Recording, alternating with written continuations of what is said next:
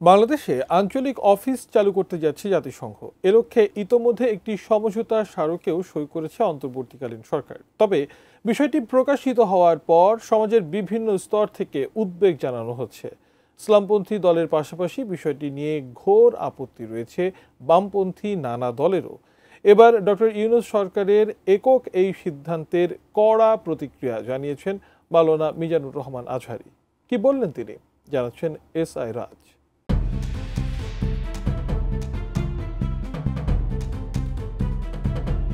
গণ-অভ্যুত্থানের পর গত বছরের অক্টোবরে ঢাকা সফর করেন জাতিসংঘের মানবাধিকার বিষয়ক হাই কমিশনার ভলকার তুর্ক। সে সময় তার সঙ্গে বৈঠক শেষে অন্তর্বর্তী সরকারের সমাজ কল্যাণ উপদেষ্টা শারমিন মুর্শিদ সাংবাদিকদের জানান, ঢাকায় জাতিসংঘের এই কার্যালয়ের অফিস খোলার বিষয়ে সম্মতি দিয়েছে সরকার। সেদিনই হেফাজতে ইসলামের পক্ষ থেকে বিষয়টির বিরুদ্ধে প্রতিবাদ জানিয়ে বিবৃতি দেওয়া হয়।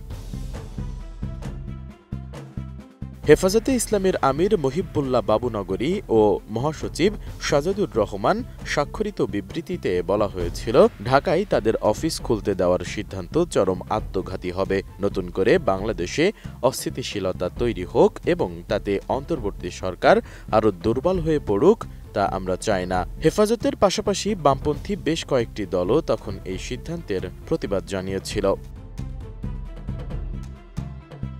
RICL TMX, যুগের পর যুগ স্থাপনা থাকে মজবুত। কিন্তু এসব প্রতিবাদকে থোড়াই কেয়ার না করেই এবার ঢাকায় নতুন মিশন চালু করতে যাচ্ছে জাতিসংঘ মানবাধিকার কমিশন। এ লক্ষ্যে 18 জুলাই জাতিসংঘের মানবাধিকার বিষয়ক হাই কমিশনের কার্যালয়ের সঙ্গে 3 বছর মেয়াদী একটি সমঝোতা স্মারক স্বাক্ষর করেছে অন্তর্বর্তীকালীন সরকার। 19 জুলাই প্রধান উপদেষ্টার অফিসিয়াল ফেসবুক পেজে এক পোস্টের মাধ্যমে বিষয়টি জানানো হয়েছে। তবে অন্তর্বর্তী সরকারের এ সিদ্ধান্তের কড়া প্রতিক্রিয়া জানিয়েছেন দেশের আলোচিত ইসলামী বক্তা ডক্টর মিজানুর রহমান আজহারী। নিজের ভেরিফাইড ফেসবুক পেজে একটি পোস্ট দিয়ে জানতে চেয়েছেন, এদেশে জাতিসংঘের আঞ্চলিক অফিস কেন। শনিবার দুপুরে দেওয়া ওই পোস্টে মিজানুর রহমান আজহারী লিখেন, এদেশে জাতিসংঘের আঞ্চলিক অফিস কেন। সেই সাথে পোস্টের কমেন্টে বিষয়টি নিয়ে বেশ কয়েকটি প্রশ্নও তুলে ধরেন তিনি।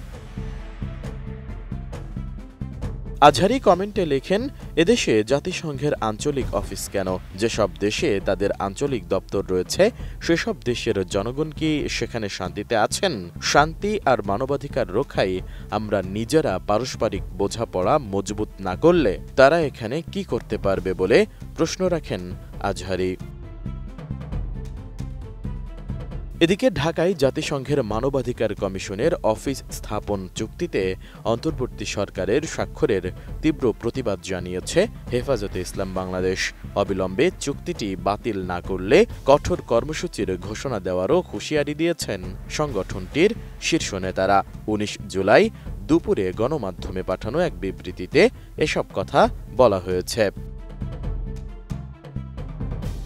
এস.আই. রাজ, ATN নিউজ, ঢাকা।